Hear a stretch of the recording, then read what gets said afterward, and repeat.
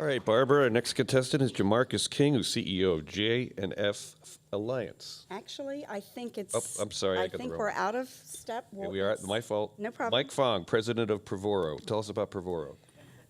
Privoro. Yes, Privoro offers high-security hardware that blocks cameras, jams microphones, and provides unprecedented user and device management.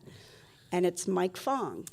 Okay, thank you very much for the chance to share a little bit more about Privoro with you.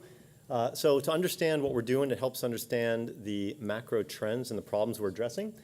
So let me hit those if this can, if I throw the RF signals towards the clicker. Oh, there it goes. I'll see if we can get this going. You can also go next slide if you have a problem. Oh, there we go. Okay. So first macro trend are that smartphones are the primary compute device on the planet, and they will be for the foreseeable future.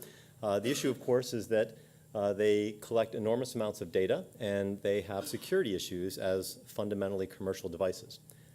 Second macro trend is that voice is emerging as the primary interface for all of our electronic devices. And that's great because as humans, I think we'd much rather talk than type with our fingers or thumbs.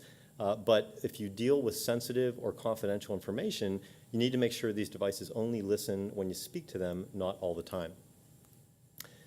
The third macro trend is, and obviously these have been around for a while, but I think the public awareness of the hardware and firmware-based attacks and vulnerabilities all the way down to the chip level have really become prevalent over the last year to year and a half. And as a result of that, people are realizing now that software-only security does not solve the security problem, because if you come in at a lower layer, you can bypass any protections at a higher layer. And the fourth trend is that as applications move to the cloud and mobility has exploded, the traditional perimeter around which you would build your network defenses have disappeared. And that puts a premium on identity in order to control access to systems and resources. But the challenge, of course, is that as an industry, we have not done a great job of solving this identity issue. And in fact, it's still a source of the vast majority of breaches.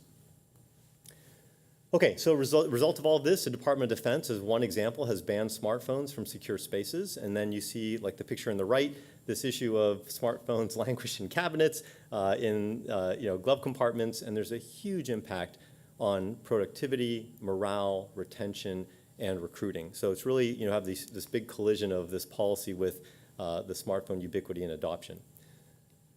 And what we did is we said, there's a way to solve all of these problems together. And so what we've done, and this is a mouthful, is we've built a very high security, intelligent, cloud integrated platform that pairs with the commercial mobile device.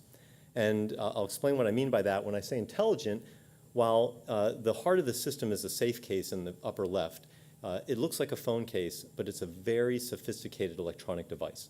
So there are different types of processors, sensors, and communication capabilities. And the table stakes for entry into the system is that it has to be highly secure. And so we've gone all the way down to the chip level and have what's known as an independent hardware root of trust.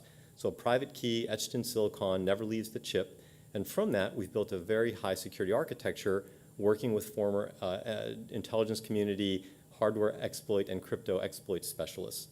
So secure bootloader, code signing, hardware execution controls, on and on and on. And the result is that this platform isn't susceptible to any published or known hardware or firmware-based attacks. And so you have a platform on which you can now provide trusted services.